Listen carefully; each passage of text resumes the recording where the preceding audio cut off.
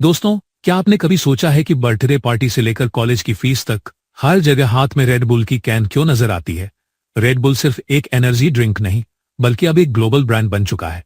आज हम आपको बताएंगे कि कैसे यह कंपनी दुनिया भर में इतना पॉपुलर हुई और इसके पीछे की स्ट्रेटजीज क्या थी। तो चलिए जानते हैं रेड बुल की जबरदस्त सफलता की कहानी और इसका दिलचस्प इतिहास। दोस्तों, रेड बुल की शुरुआत 1976 में थाईलैंड में हुई थी। एक थाई बिजनेसमैन चेलो योविथिया ने एक नई तरह की एनर्जी ड्रिंक बनाई।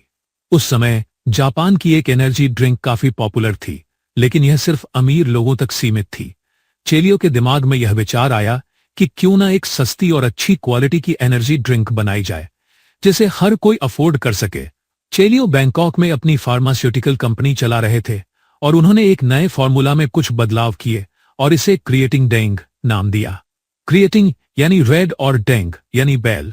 यह ड्रिंक लॉन्च होते ही थाईलैंड में पॉपुलर हो गई और जल्द ही यह देश की सबसे पॉपुलर एनर्जी ड्रिंक बन गई। 1982 में ऑस्ट्रियाई बिजनेसमैन डिट्रिच मैटेशिफ्स थाईलैंड आए और उन्होंने क्रिएटिंग डेंग पी। इस ड्रिंक से उनका जेट लैग तुरंत ठीक हो गया और उन्होंने इस ड्रिंक को अपने देश ऑस्ट्रिया में लॉन्च करने का सोचा। लेकिन डिट्रिच के पास अकेले यह काम करने के लिए संसाधन नहीं थे, तो उन्होंने चेलियो से साझेदारी की।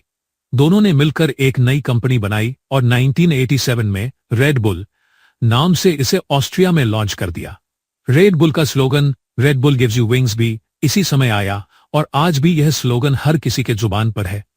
रेड बुल का नाम इंटरनेशनल मार्केट में आसानी से पहचाना जा सके, इसलिए इसे ऐसा रखा गया। अब जहां अन्य कंपनियां एक बड़े स्टार को अपने ब्रांड एम्बेसडर के तौर पर चुनती हैं, वहीं रेड बुल ने एक अलग ही रास्ता अपनाया।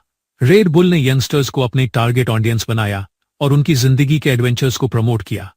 पार्टी और स्पोर्ट्स इवेंट्स के जरिए रेड बुल ने अपनी ब्रांड को फैला दिया। रेड बुल की मार्केटिंग स्ट्रेटजी में काफी क्रिएटिविटी थी। उन्होंने यंगस्टर्स के बीच पॉपुलैरिटी बढ़ाने के लिए स्कूल, कॉलेज, बीच और सड़कों पर गाड़ियों में रेड बुल की बड़ी बड़ी कैंस रखी। इसके अलावा पार्टी स्पॉन्सर करने, स्पोर्ट्स इवेंट्स में इन्वॉल्व होने और एक्सट्रीम स्पोर्ट्स को प्रमोट करने के जरिए रेड बुल ने अपनी पोजीशन को मजबूत किया। रेड बुल ने फुटबॉल, फॉर्मूला 1, हॉकी और स्केटबोर्डिंग जैसी स्पोर्ट्स में अपनी टीमें बनाई और उनके खिलाड़ियों से अपनी ब्रांड को प्रमोट करवाया। आज के समय में रेड बुल के पास 17 से ज्यादा स्पोर्ट्स टीमें हैं। इसके अलावा रेड बुल ने स्पेस, जंप और अन्य वर्ल्ड रिकॉर्ड अटेम्प्ट्स को भी स्पॉन्सर किया। 2012 में ऑस्ट्रियाई स्काई डाइवर फेलिक्स बामगार्टनर की स्पेस जंप को रेड बुल ने स्पॉन्सर किया था, जो एक ऐतिहासिक वर्ल्ड रिकॉर्ड था। इस प्रोजेक्ट पर कंपनी ने $50 मिलियन खर्च किए थे। रेड बुल ने एक वक्त में सिर्फ 1 मिलियन कैंस बेची थी, लेकिन 1997 तक आते आते यह संख्या हर रोज 1 मिलियन से ज्यादा हो गई। 2020 में रेड बुल ने 7.9 बिलियन कैंस बेची, जो अपने आप में एक वर्ल्ड रिकॉर्ड था। आज के समय में रेड बुल का रेवेन्यू $18 बिलियन से भी ज्यादा है और इसका नेटवर्क $27 बिलियन के आसपास है। हालांकि रेड बुल के फाउंडर चेलियो की 17 मार्च 2012 को मृत्यु हो गई, लेकिन उनकी विरासत आज भी रेड बुल की सफलता के रूप में जीवित है।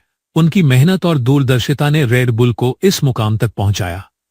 दोस्तों, यही थी रेड बुल की सफलता की पूरी कहानी। कैसे एक छोटी सी थाईलैंड की ड्रिंक पूरी दुनिया में एक पॉपुलर ब्रांड बन गई। अगर आपको यह वीडियो पसंद आई हो तो कमेंट में हमें जरूर बताएं और हमारे चैनल को सब्सक्राइब करें। आपका कीमती समय देने के लिए धन्यवाद।